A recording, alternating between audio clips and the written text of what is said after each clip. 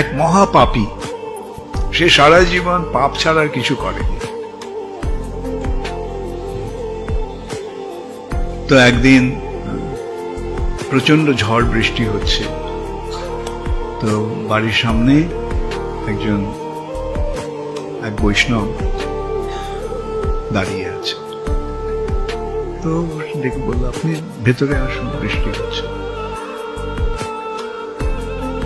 ওই একটা কেবল পুণ্যকর্ম করেছিল, একটা বৈষ্ণবকে বৃষ্টির সময় বাড়িতে আশ্রয় দিয়েছিল।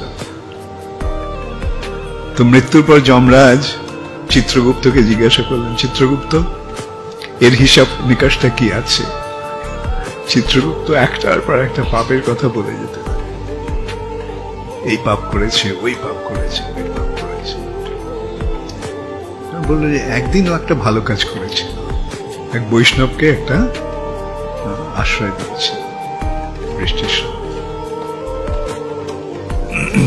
তখন যমরাজ তাকে জিজ্ঞাসা করলেন যে দেখো, তোমার জীবনটা কেবল পাপে পূর্ণ, তার মধ্যে কেবল একটা পুণ্যকর্ম, একটা ভালো কাজ তুমি করেছো। তো কোনটার ফল তুমি আগে নেবে? পাপের ফলটা আগে নেবে না পুণ্যের ফলটা আগে নেবে? তো সে একটু বুদ্ধিমান ছিল, ও বললো পুণ্যের ফলটা আগে। তো ঠিক আছে, তোমার ওই এক পুণ্যকর্মের ফলে তুমি আবার একটা মনুষ্য জীবন পাবে। মনুষ্য জীবন পেয়ে তার ওই পূর্বজন্মের ওই কথাটা মনে রইল জমাল আর যমরাজের কাছে। তখন ভাবলো, একটা বৈষ্ণবকে একটু আশ্রয় দিয়ে আমার যদি এই লাভ হয়, তাহলে এই জীবনটা আমি সারা জীবনটা বৈষ্ণব সেবায় লাগিয়ে দেব।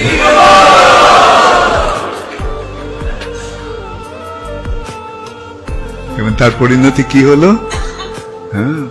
ভগবত ভক্তের স্মরণ নিয়ে ভগবানের ভক্তের সেবা করলে কি হয়? সমস্ত পাপ থেকে মুক্ত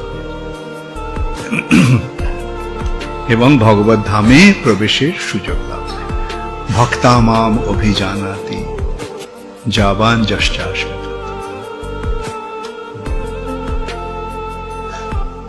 তত মাং তত্তত জ্ঞাত্বা বিশতে তদ্বানন্ত।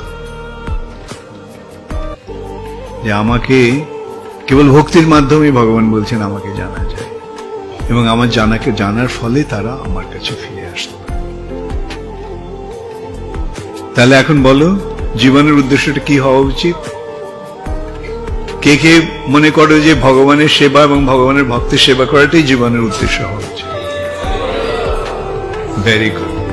তো এই সেবাটাকে বিরক্তি সহকারে করবো না প্রীতি সহকারে করবো? মনে থাকবে তো?